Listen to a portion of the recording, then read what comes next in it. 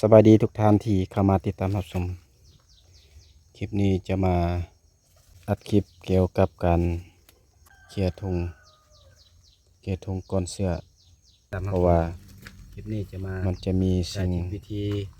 เศษเหลือตกค้างในเวลาเขาเก็บ ก่อนเสียเห็ดเนาะ เวลาเราเก็บ เพื่อป้องกันบ่ ดอกเห็ดแล้วเนาะมันจะ เกิดเชื้อรา มีสิ่งเศษเหลือตกค้างเลย เสีย คือจังซี่ เพราะว่าถุงก้อนเสือเขาเก็บ จะต้อง มา ได้ ได้ เคลียร์อนามัย 2 ชุดไปแล้วเนาะวันนี้เขาจะมาอนามัยคืนเพื่อบ่ให้มีสิ่งตกค้างในปากขวดเนาะ เพื่อบ่ให้มันอุดตัน นี่ ทุง จะ ทุ อง นา ก้อน มัย เสื้อเนาะ ทำความสะอาด ถ้าว่ามันอุดตันแล้วเวลาหดน้ำมันจะเกิดการเน่าเสียเนาะเมื่อเกิดการเน่าเสียแล้วจะมีนอนเนาะมันจะมีนอนเกิดขึ้นเราต้องเอาจะใส่เป็นพิเศษในช่วงเวลานี้นะนี่มันจะเป็นน้ำอ่างนะบกวัดกับอะไรนี่เริ่มเน่าถ้าปะปล่อยตามเป็นตามเกิดมันจะเฮ็ดให้ทุกก้อนเสื้อเสียหายต้องได้อนามัย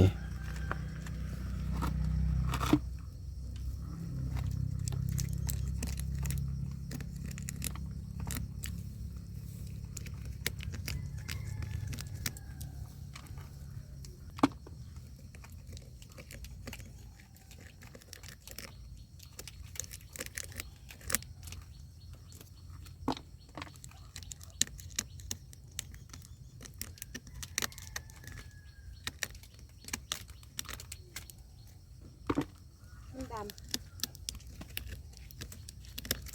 ดำอย่างเท่าบริคอร์ดมัน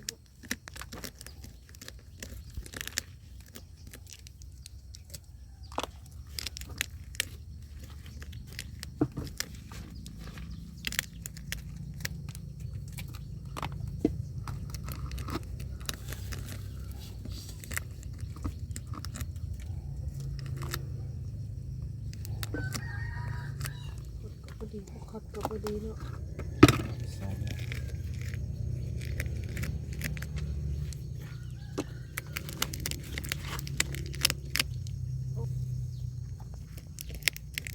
คือจังซี่นะถ้าบกวัดจะเฮ็ดให้มัน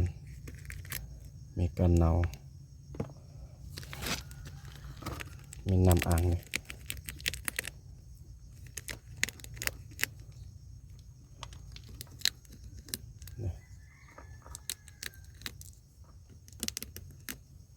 ต้องเอาจะใส่เป็นพิเศษช่วงนี้เขาต้องมันกดกาน้ำมันตลอด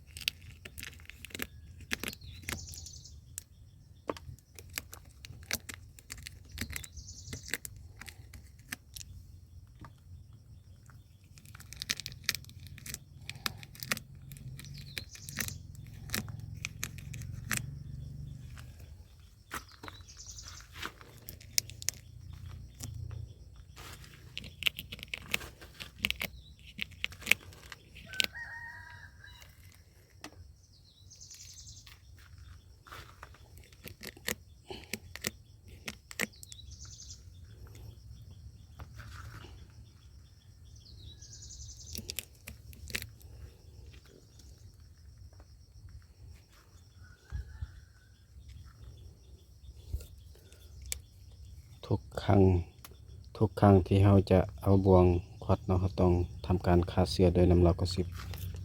ซะก่อนหลังจากควัดเราจะมาใส่ในคุเราจะบ่ทิ่มซาซายเนาะ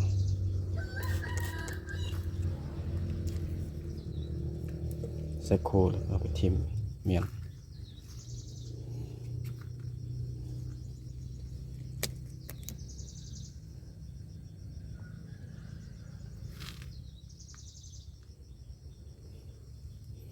เราจะเลือกเคลียร์เนาะ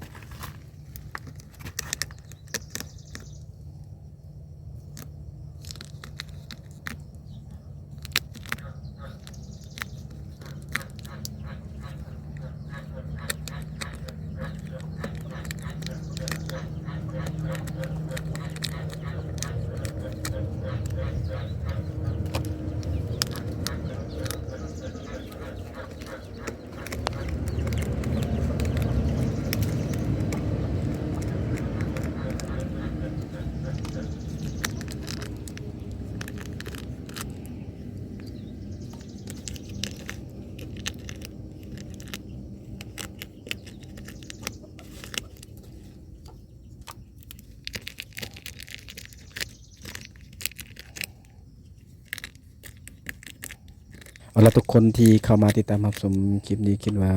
จะเป็นประโยชน์บ่หลายก็น้อยเพื่อเป็นกำลังใจบันดาลในการสร้างคลิปกันต่อไปและเพื่อการมองเห็นอย่าลืมกดไลค์กดติดตามขอบใจ